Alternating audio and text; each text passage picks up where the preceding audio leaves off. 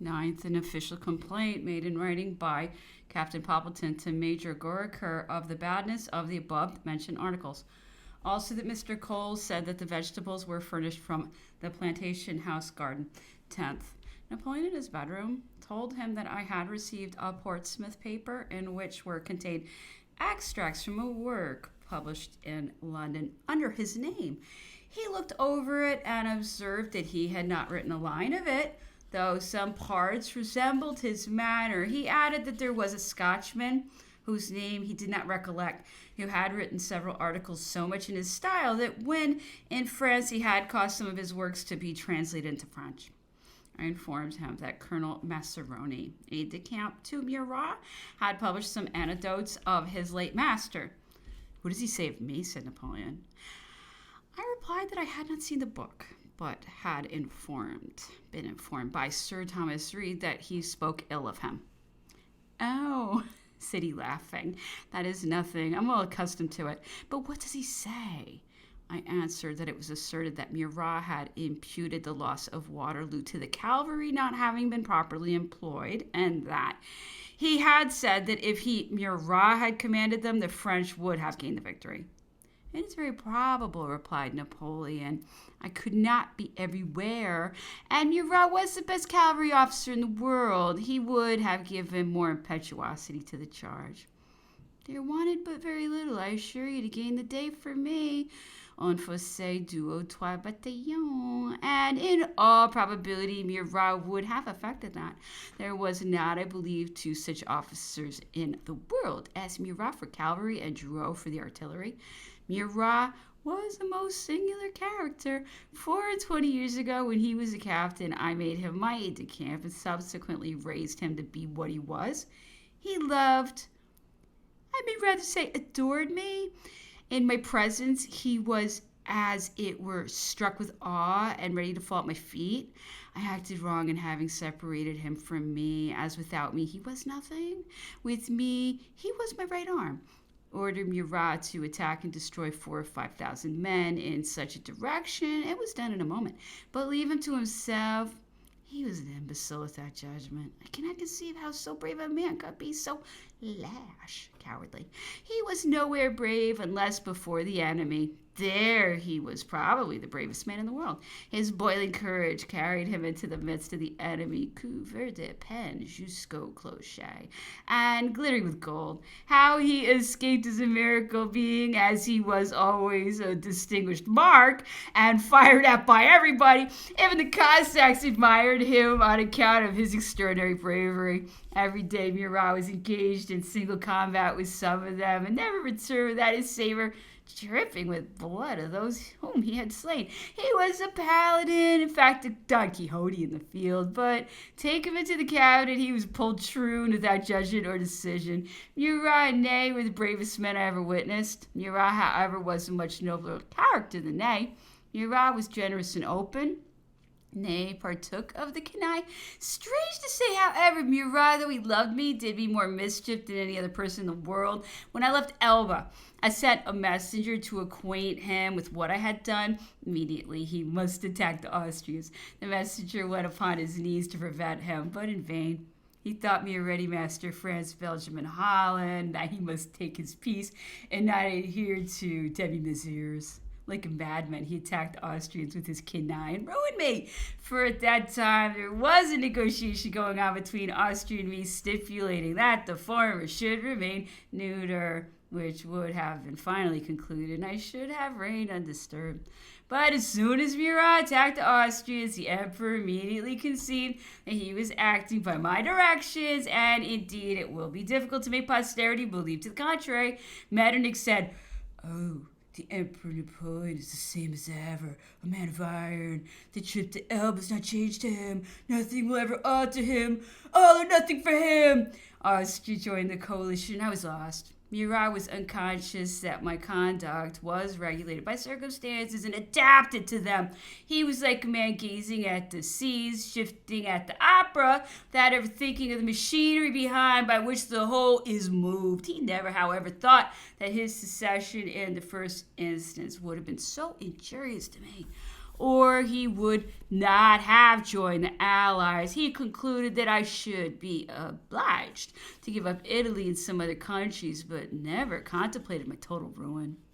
Sir Hudson Lowe at Longwood went to Count Bertrand's, where he remained for some time.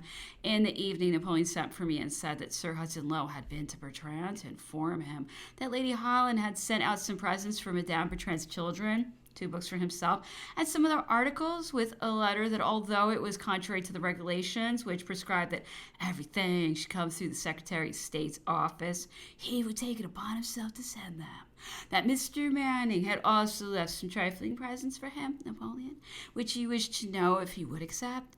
That there was also another circumstance still more embarrassing, viz., that a sculptor at Leghorn had made a bad bust of young Napoleon, and which he had forwarded to St. Helena by the Baring in charge of a man now very ill with a fever, with letters stating that the artist had been already satisfied, but that if he, Napoleon, wished to pay any more, 100 guineas was the price, which he conceived to be a large sum of money for a badly executed bust. That he wished to be informed if Napoleon would desire to have it. Bertrand, continued Napoleon, replied that doubtless the emperor would wish to see the statue of his son.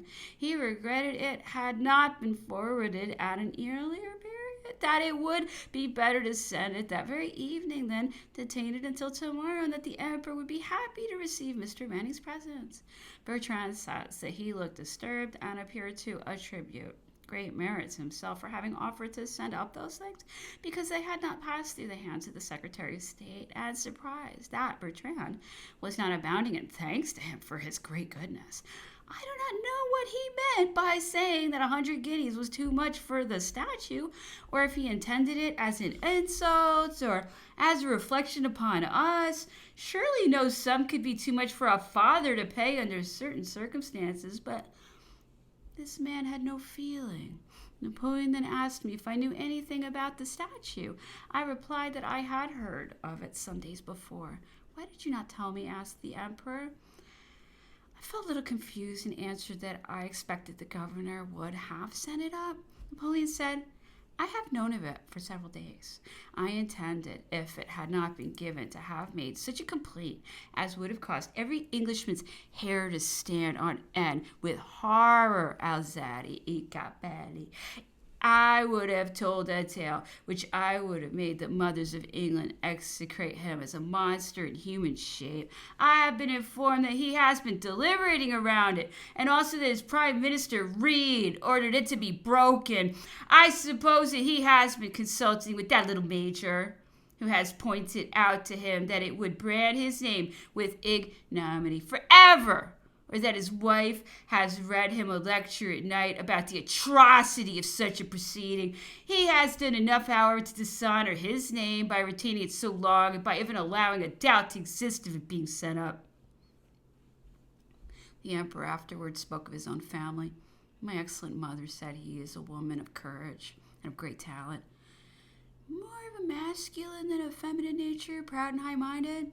She is capable of selling everything, even her chemise for me. I allowed her $1 million a year besides a palace, and giving her many presents. To the manner in which she formed me at an early age, I principally owe my subsequent elevation. My opinion is that the future good or bad conduct of a child entirely depends on the mother. She's very rich. Most of my family considered that I might die, that accidents might happen, and consequently took care to secure something. They had preserved a great part of their property. Josephine died worth about 18 millions of francs. She was the greatest patroness of the fine arts that had been known in France for a series of years. She had frequently little disputes with Denon, even with myself, as she wanted to procure fine statues and pictures for her own gallery instead of the museum. Now, I always acted to pleasure the people, and whenever I obtained a fine statue or a valuable picture, I sent it there for the benefit of the nation. Josephine was grace personified, la grazia in persona. Everything she did was with a spectacular grace and delicacy. I never saw her act inelegantly during the whole time we lived together. She had grace even en se couchant. Her toilette was a perfect arsenal, and she effectually defended herself against the assaults of time. When the Pope was in France, added Napoleon, I allotted him a most superb palace, elegantly furnished at Fontainebleau, and 100,000 crowns a month for his expenses. 15 carriages were kept for himself and the cardinals, though he never went out. He was a good man, but a fanatic.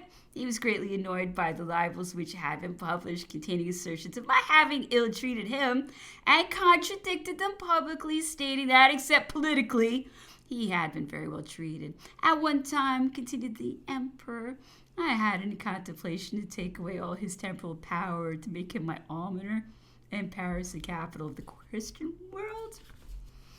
The 11th.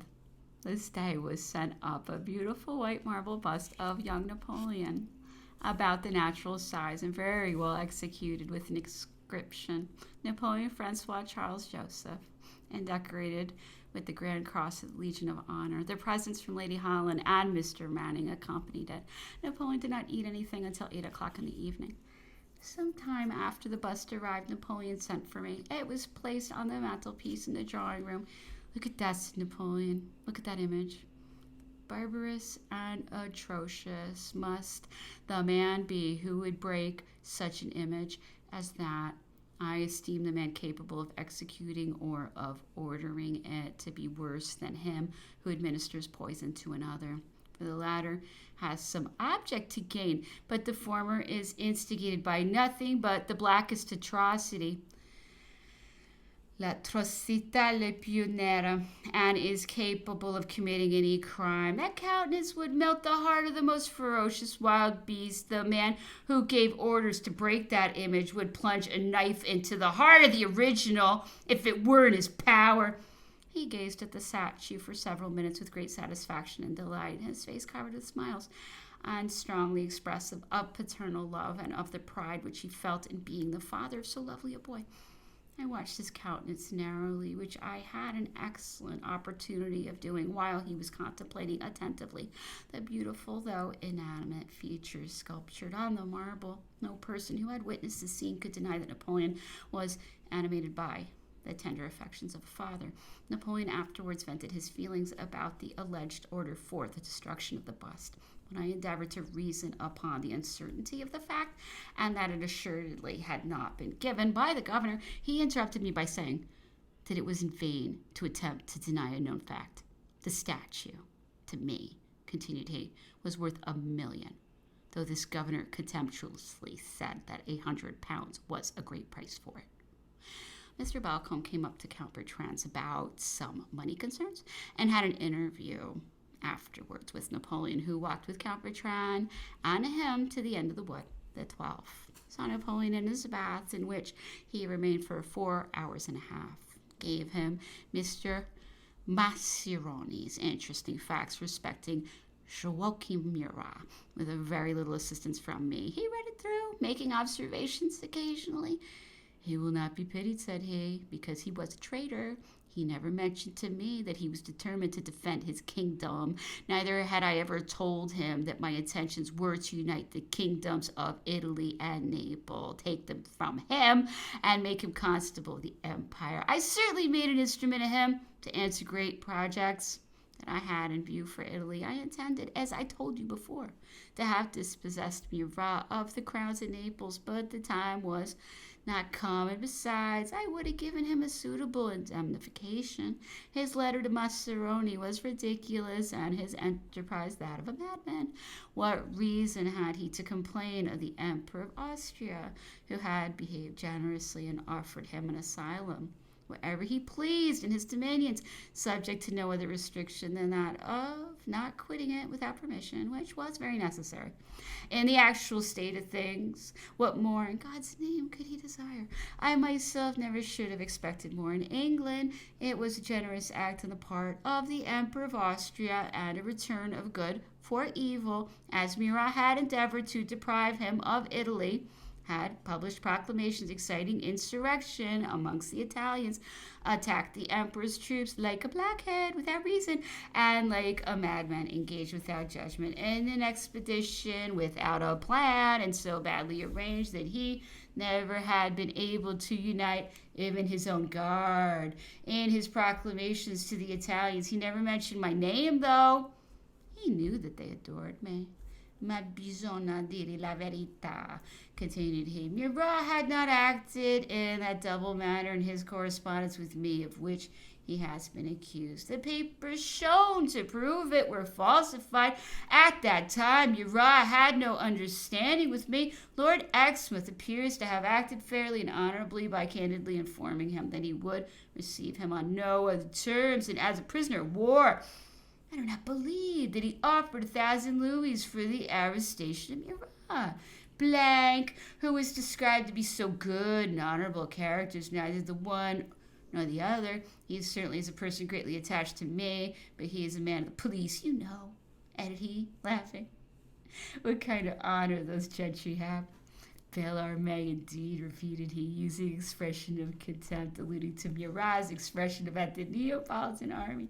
You know what the Neapolitans are. Murat undertook an expedition da Coglione al Fondo to invade Naples with 200 Corsicans at the time that it was occupied by 20,000 Austrians and terminated his life like a madman. He will be lamented by none, though at the same time he was far from being guilty of that double treachery imputed to him.